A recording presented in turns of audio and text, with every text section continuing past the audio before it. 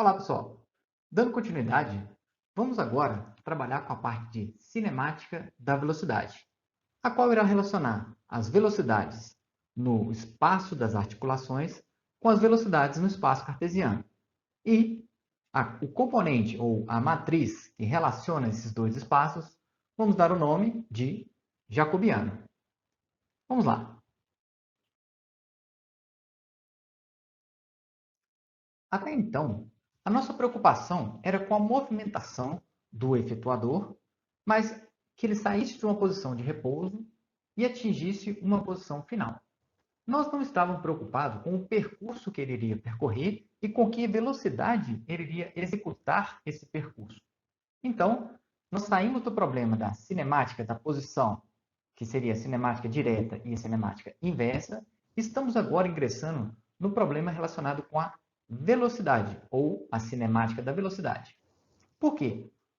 Vendo essas duas figuras que estão aqui apresentadas, em ambos os casos, seja na pintura ou seja nessa tarefa de desbaste, o manipulador ele não pode alcançar uma determinada posição e ali permanecer.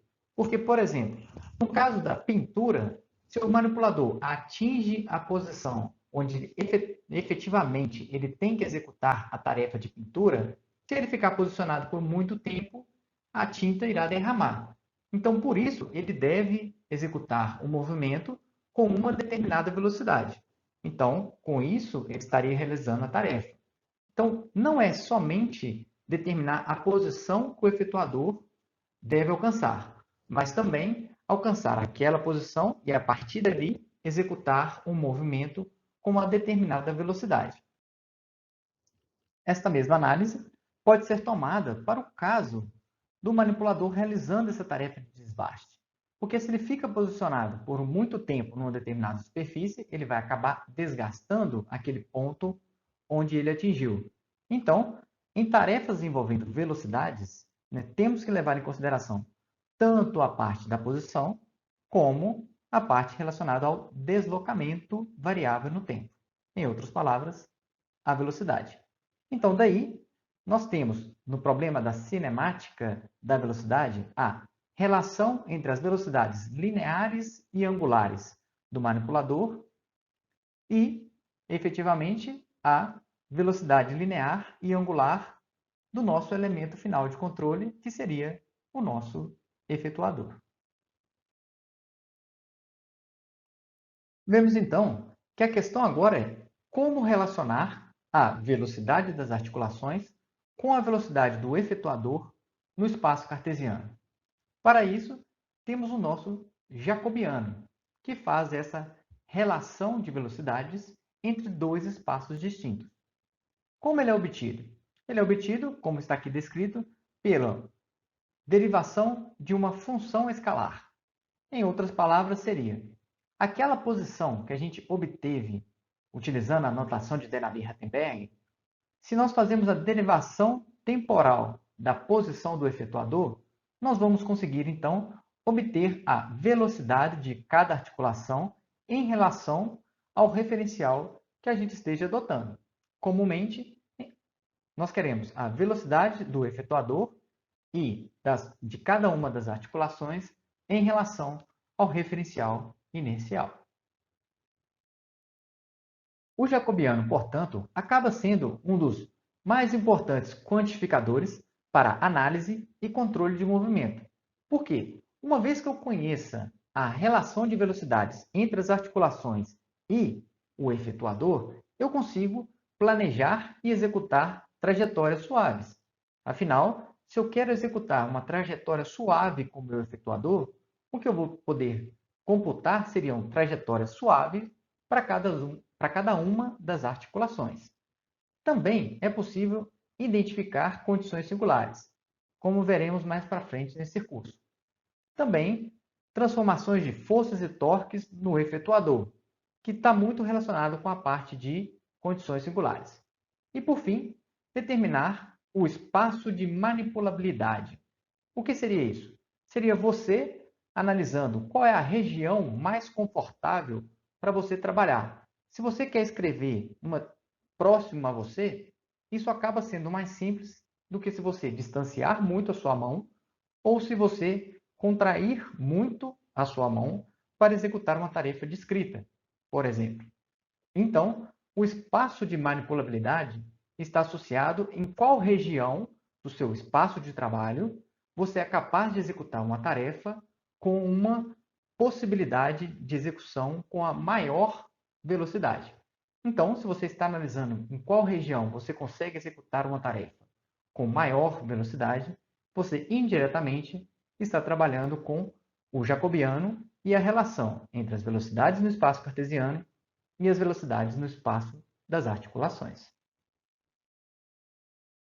Matematicamente, o jacobiano acaba sendo uma matriz de dimensão 6 por n, onde 6 seriam as 6 variáveis relacionadas ao espaço cartesiano, sendo 3 para posicionamento e as outras 3 para orientação.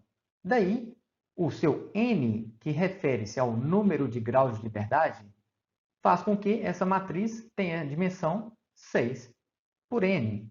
Podemos então escrever a relação de velocidades como sendo psi, ou as velocidades no espaço cartesiano, j de q, que seria o nosso jacobiano das variáveis articulares, e q ponto, que seriam as velocidades das variáveis articulares. Lembrando que o nosso q, que seriam as variáveis articulares, elas serão θ e z, pois elas representam as variáveis para os casos de cada uma das juntas. No caso, θ representa a rotação de uma junta do tipo rotacional, enquanto d seria a translação variável de uma junta do tipo prismática. Como queremos saber a velocidade do efetuador em função de cada uma das juntas até chegar ao efetuador, nós conseguimos fazer essa relação de velocidades de forma particionada ou, matematicamente, através de uma combinação linear entre partes do meu jacobiano e as velocidades de cada uma das articulações. Por isso, nós podemos desmembrar a primeira equação como sendo subequações do tipo: as velocidades no espaço cartesiano é igual ao jacobiano relacionado à primeira articulação vezes a velocidade daquela primeira articulação, mais o jacobiano relacionado à segunda articulação vezes a velocidade da segunda articulação. E assim por diante, até alcançarmos a enésima articulação. Finalizando uma análise matemática do jacobiano, tomando a notação de posto de uma matriz, nós entendemos que o posto, matematicamente, é o número de linhas ou colunas linearmente independentes em uma matriz. No caso do jacobiano, se nós temos que o número de linhas ou colunas linearmente independentes é igual a 6, isso quer dizer que o nosso manipulador será capaz de se deslocar ou posicionar e se orientar em qualquer posição, com qualquer orientação, no espaço cartesiano. Isso é dizer que se o nosso posto da matriz jacobiana é igual a 6, nós temos que o nosso manipulador pode executar qualquer movimento arbitrário. Por sua vez, se o posto da matriz ele é menor do que 6, vamos ter que algumas posições com as determinadas orientações não poderão ser atingidas pelo nosso efetuador. Para o manipulador, sempre que possível, é importante determinar as condições singulares ou condições de singularidade. Isso é obtido calculando o determinante da matriz jacobiano igualando a zero.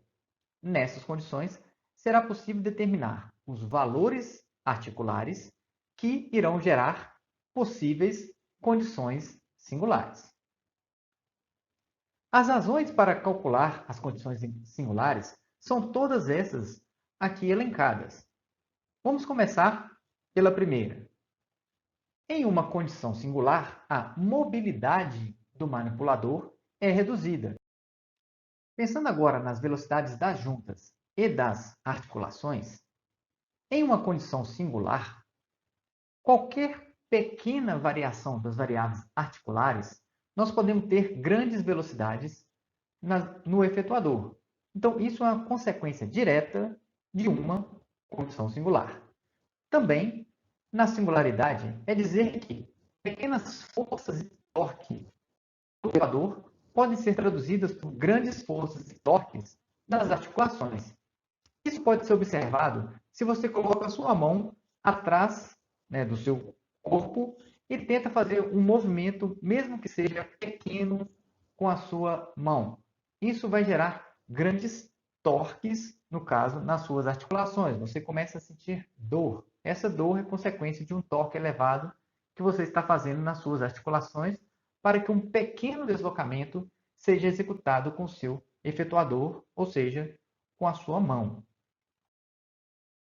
Prosseguindo, nós temos que, nas condições singulares, é possível definir os pontos de contorno do nosso volume de trabalho.